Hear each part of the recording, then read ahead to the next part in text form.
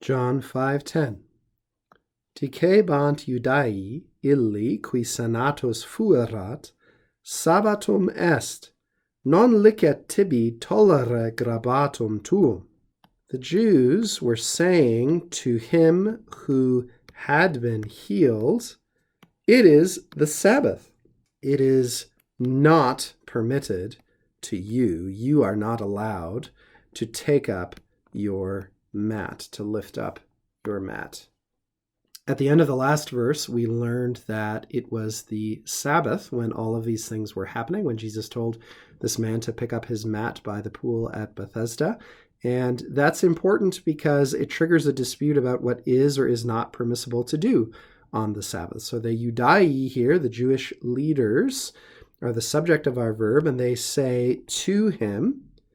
And now it's probably worth reviewing that in the case of the demonstrative pronoun illa, illa, illud, illi, in the dative case, does not look the same as the ablative case. We're used perhaps after so much familiarity with Latin nouns of seeing datives and ablatives that often look very similar, but not in this case. Illo in the ablative singular, illi in the dative singular, illius in the genitive, illum in the accusative, and of course illa for the nominative masculine. These are all singulars, of course.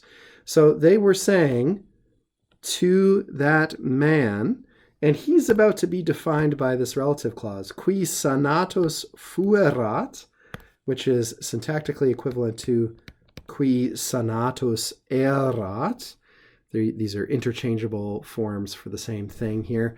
Frequently, you'll see fuerat used for erat in constructions like this in the Vulgate. Who had been healed, who had been made well previously.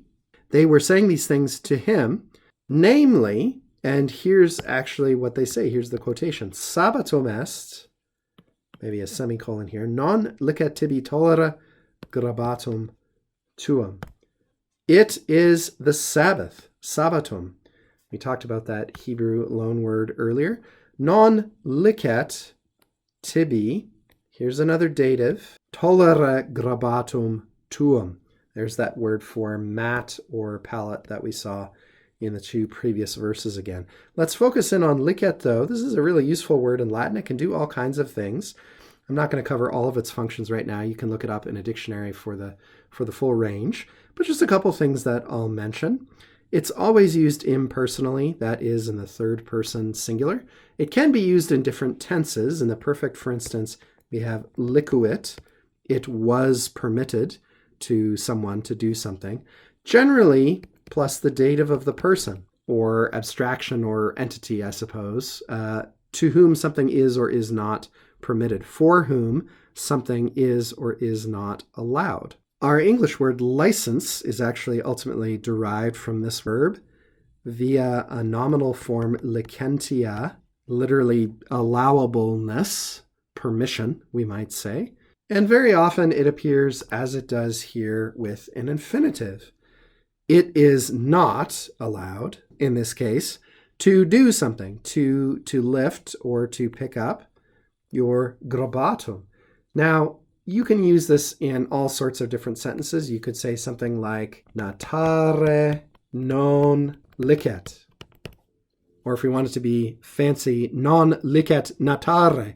You could post that sign next to your backyard pond. It's not allowed to swim, literally. Swimming is not allowed here in my pond. So you can make your very own Latin lawn sign like that, or you can say, it's not allowed to walk across my lawn. You can tell people to get off your lawn in Latin now. You're welcome. I know we'll get lots of fan mail about that. So, licet can be used that way along with an infinitive. It can also be used as a conjunction, believe it or not, an equivalent of quamquam or even etsi, meaning although. So it can function as a conjunction beginning sentences. That's not what we have here, of course, but it's probably the second most common use of this word. So it is not permitted to you. You are not allowed, in other words, to pick up your mat.